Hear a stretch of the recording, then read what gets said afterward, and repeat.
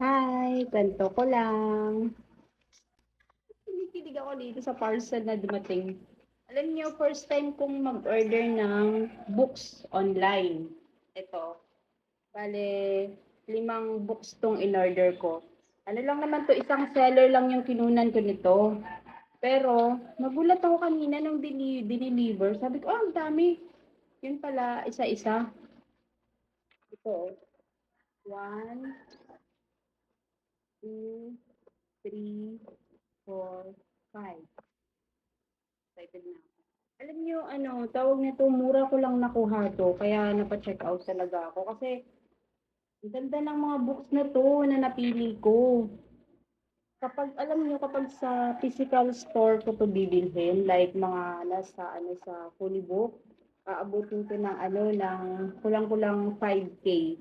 Pero itong 5 books na 'to na nakuha ko, hmm, murang-mura lang talaga. So, let's open din. Excited din ba kayo? Excited ako. Hindi ko alam. Ano yung ulang? Wait lang. Grabe naman to. Eco friendly. Ito seller, paper na lang ano ko dito. Kasi baka tamaan nyo. Hindi ko alam kung worth itong pinanggagawa ko. Kasi hindi ako sure kung yung quality ng books, kung kompleto ba yung pages, mga ganun. Tapos kung maganda ba yung print ng mga ano, alam mo yun, ang bagal ko. Wait lang ah. So, yung first book natin is,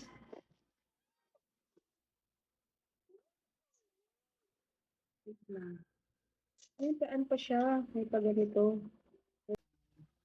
Yung first book natin.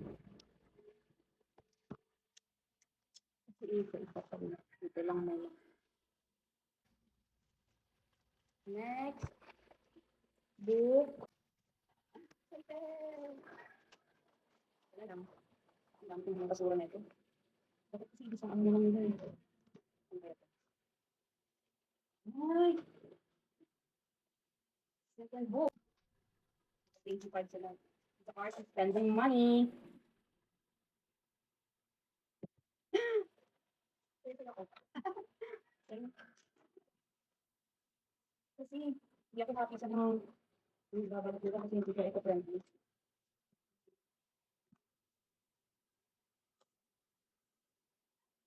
Third book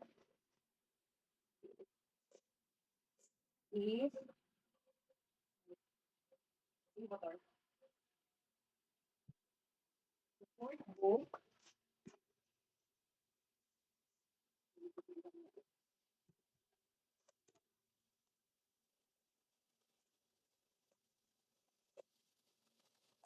ano ba yun? Malalakay ko yung book. Yung fourth book. And the last one. Ang limang libro na to.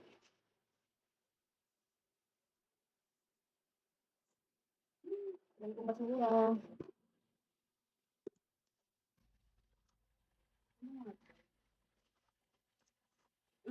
Okay. Kaya ako napa-check out dahil sa book na to eh. 28 Laws of Power. Ito lang. Saya-saya ko. Nag-book ko lang. First time ko bumili sa online. Kung kapag ka-worth ito, baka dito na ako lagi bibili.